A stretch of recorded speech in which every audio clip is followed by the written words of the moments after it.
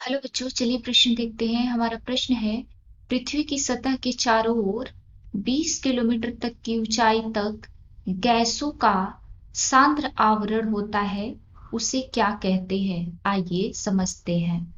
बच्चों, हम अपने प्रश्न की मुख्य अवधारणा पहले देखेंगे। मुख्य अवधारणा।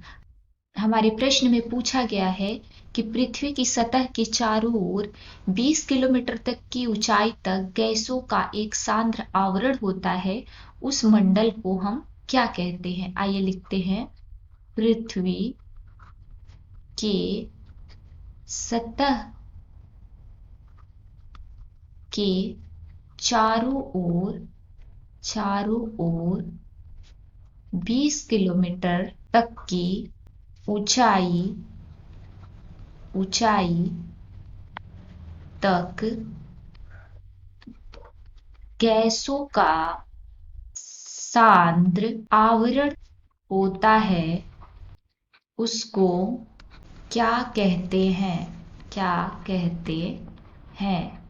यानी उस मंडल को हम क्या कहते हैं? आइए समझते हैं। बच्चों, पृथ्वी की सतह से ऊपर तक 5 मंडल पाए जाते हैं। 5 मंडल पाए जाते हैं। उनके नाम हम देखेंगे। सबसे पहला होता है क्षोभ मंडल। क्षोभ मंडल। दूसरा होता है समताप मंडल। समताप मंडल। तीसरा मंडल होता है मध्य मंडल। मध्य मंडल। चौथे मंडल को हम कहते हैं आयन मंडल। आयन मंडल। और पांचवा अंतिम मंडल होता है वायुमंडल। 15 से 20 किलोमीटर तक क्षोभ मंडल होता है। क्षोभ मंडल 15 से 20 किलोमीटर तक पाया जाता है।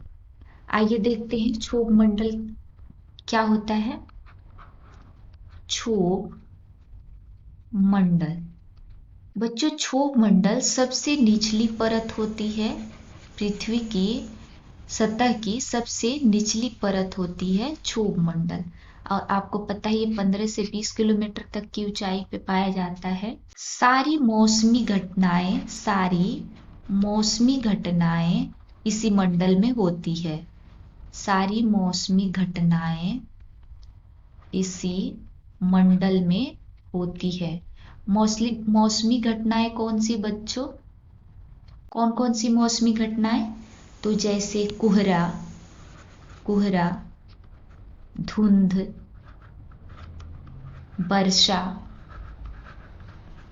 बिजली का चमकना, तड़ित होना, ओस गिरना इत्यादि सारी चीजें इसी मंडल में होंगी। तो हम अपने प्रश्न की तरफ चलेंगे। हमारे प्रश्न में पूछा गया था कि पृथ्वी की सतह के चारों ओर 20 किलोमीटर तक की ऊंचाई तक गैसों का सांद्र आवरण होता है और उसे क्या कहते हैं? तो उसे हम क्षोभ मंडल कहते हैं।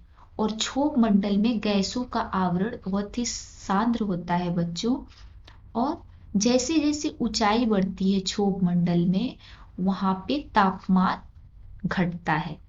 जैसे जैसे हम ऊंचाई पे बढ़ेंगे क्षोभ मंडल में, ऊंचाई जैसे जैसे बढ़ेगी, तापमान में कमी आएगी।